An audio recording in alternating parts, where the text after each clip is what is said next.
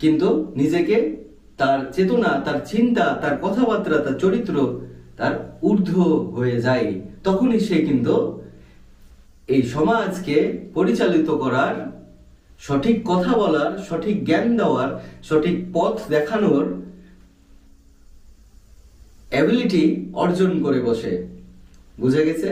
আমি কিন্তু অনেক ভেঙে ভেঙে ভেঙে ভেঙে আপনাদেরকে সহজ সহজ সহজ করে বুঝিয়ে দিই। প্রতিটা সাবজেক্ট, প্রতিটা চ্যাপ্টার, প্রতিটা ধ্যান, প্রতিটা জিকির, সবকিছু আপনাদেরকে এভাবে সহজ করে বোঝানোর আপ্রাণ চেষ্টা করি ফ্রিতে।